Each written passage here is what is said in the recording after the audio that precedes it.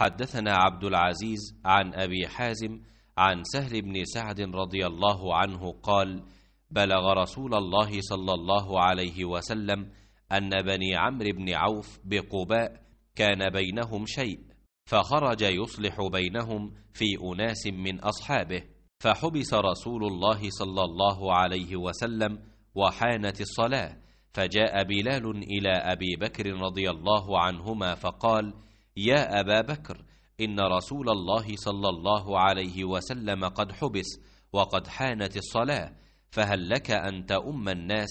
قال: نعم إن شئت. فأقام بلال الصلاة، وتقدم أبو بكر رضي الله عنه فكبر للناس، وجاء رسول الله صلى الله عليه وسلم يمشي في الصفوف يشقها شقا حتى قام في الصف، فأخذ الناس في التصفيح. قال سهل: التصفيح هو التصفيق. قال: وكان أبو بكر رضي الله عنه لا يلتفت في صلاته، فلما أكثر الناس التفت، فإذا رسول الله صلى الله عليه وسلم، فأشار إليه يأمره أن يصلي، فرفع أبو بكر رضي الله عنه يده فحمد الله، ثم رجع القهقرى وراءه حتى قام في الصف، وتقدم رسول الله صلى الله عليه وسلم فصلى للناس، فلما فرغ أقبل على الناس فقال: يا أيها الناس، ما لكم حين نابكم شيء في الصلاة أخذتم بالتصفيح؟ إنما التصفيح للنساء، من نابه شيء في صلاته فليقل سبحان الله.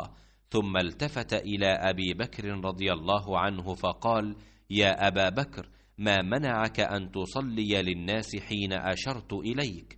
قال أبو بكر: ما كان ينبغي لابن أبي قحافة أن يصلي بين يدي رسول الله صلى الله عليه وسلم۔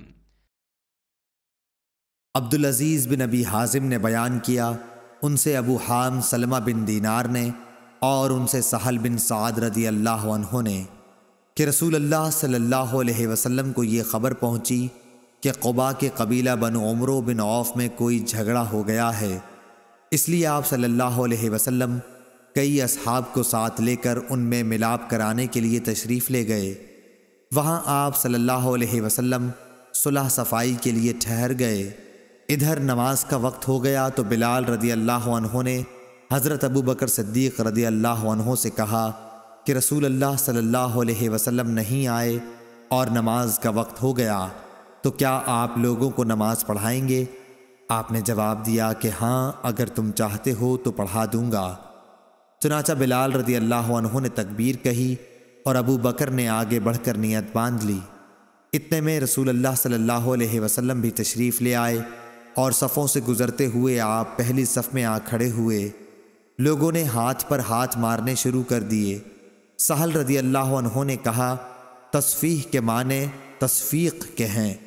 آپ نے بیان کیا کہ ابو بکر رضی اللہ عنہ نماز میں کسی طرف متوجہ نہیں ہوتے تھے، لیکن جب لوگوں نے بہت دستکیں دی تو انہوں نے دیکھا کہ رسول اللہ صلی اللہ علیہ وسلم کھڑے ہیں۔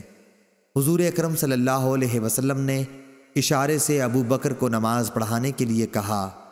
اس پر ابو بکر رضی اللہ عنہ نے ہاتھ اٹھا کر اللہ تعالیٰ کا شکر ادا کیا اور پھر الٹے پاؤں پیچھے کی طرف چلے آئے اور صف میں کھڑے ہو گئے، اور رسول اللہ صلی اللہ علیہ وسلم نے آگے بڑھ کر نماز پڑھائی۔